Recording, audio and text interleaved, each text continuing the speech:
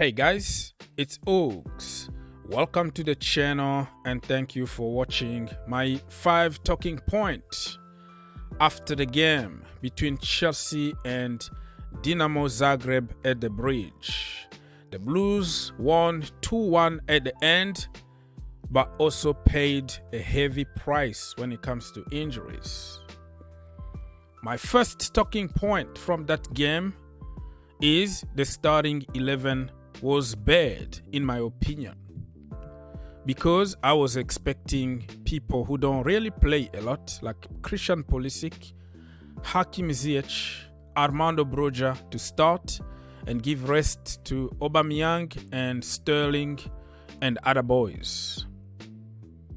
But when I saw the starting 11, I was thinking myself, what is going on with certain people need to always be there, and people who will perform good for 10 minutes, will have a goal and assist, they got punished the next game.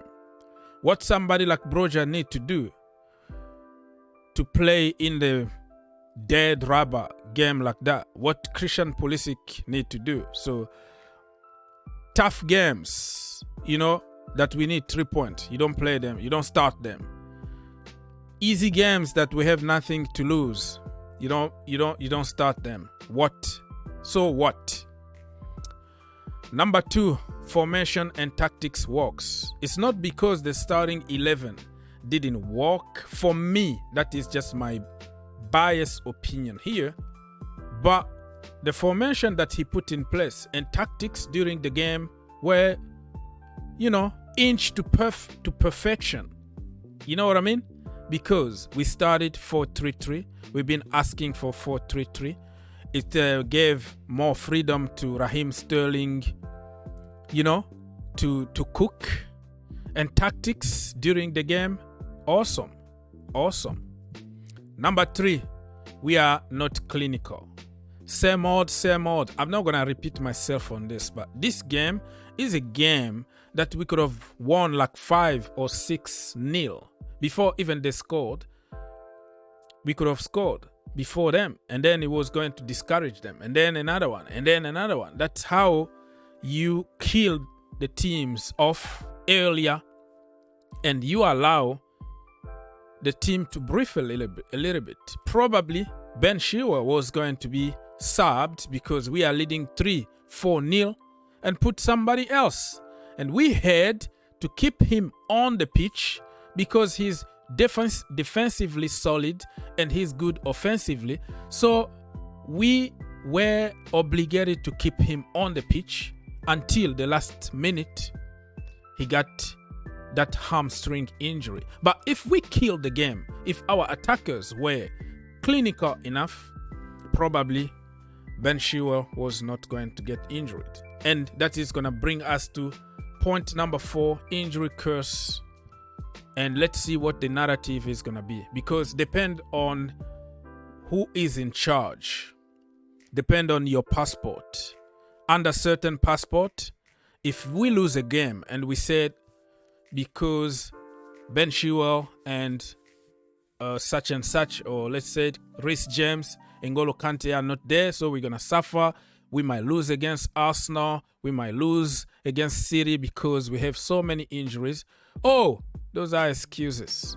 But under certain people with certain passport, if they say the same thing, we call it fact. So let's wait and see what the narrative is gonna be if we lose some games before the World Cup. Number 5, Matic. Zakaria has arrived, and he reminded me a little bit of Matic with the goal that he scored against Tottenham Hotspurs. Remember, at Wembley? No, I'm joking, man. You can't compare somebody. I'm not going to get carried away just because he scored a goal. It doesn't mean anything. You have to do it consistently. But it's promising. It's really promising. Jesus!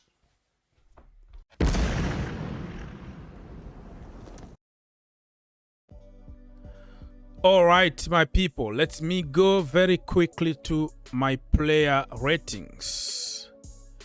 Let me start by Ben Chilwell.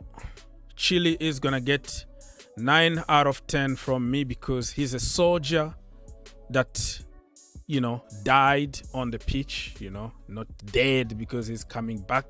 It's just a hamstring injury, but you know what I'm trying to say here, so don't try to be smart. He died on the pitch for the cause. Zach also, but Zach is good. The manager came out and said it was just a knock. He's gonna be good the next game. So 9 out of 10 from me. Mason Mount got the man of the match from FIFA, not even FIFA, UEFA. What are you talking about? The guy keep on winning man of the match after man of the match, but because he got the wrong passport, it's gonna be, it's not, you know how it goes, but wrong passport, keep on getting man of the match and winning stuff. Let's go very quickly. This one is gonna be very controversial. Christian Pulisic, I'm gonna give him 8 out of 10. He came to for only few minutes and he did his thing, almost got like 2 assists in a very short period of time. And Gallagher, those kind of one-on-one chances, if it was Christian Pulisic in the receiving end, man, tonight he was going to be packing and leave Chelsea immediately, because how can you miss a chance like that?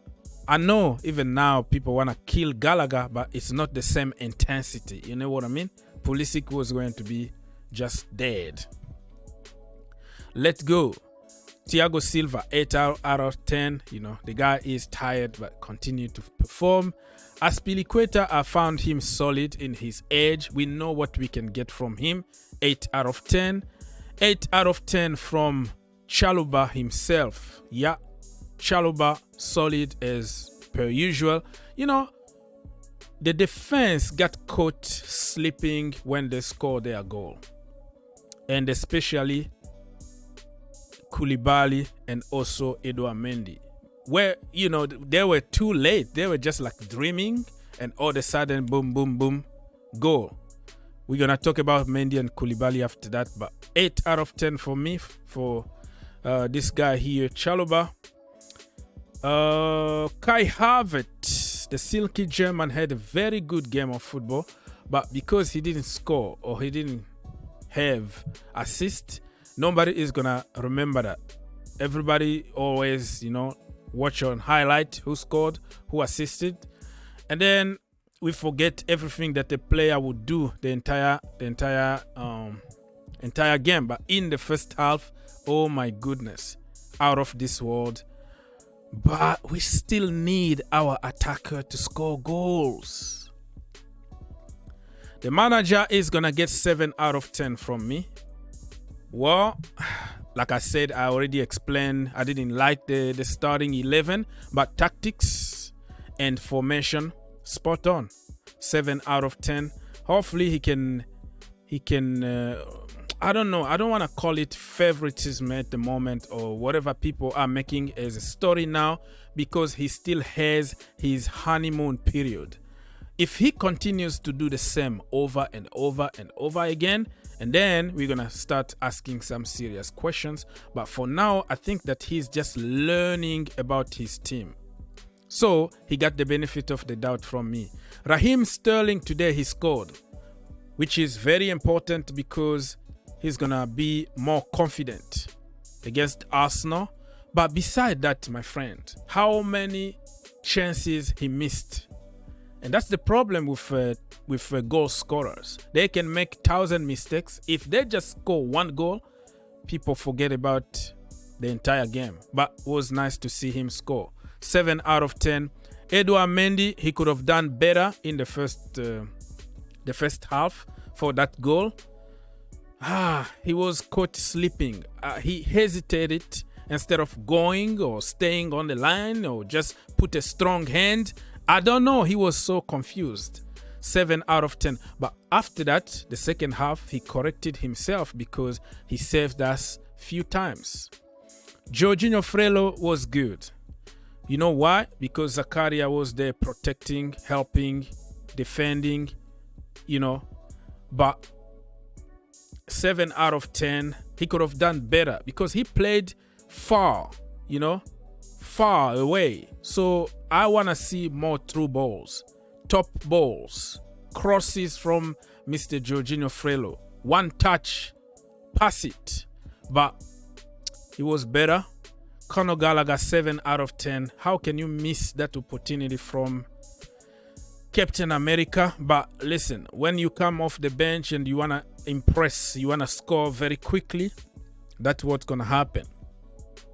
Also, Broja missed a chance or two. He could have done better in certain situations, but 7 out of 10. I would like to see him build the momentum, give him more playing time, a full game of football, back to back, and let's judge him after that. Koulibaly, I already talked about it. He had his traditional yellow card because committed a foul because he was caught out of position and stuff. And the first goal also, he had some situation that he was iffy, but 7 out of 10, benefit of the doubt because he's coming from an injury.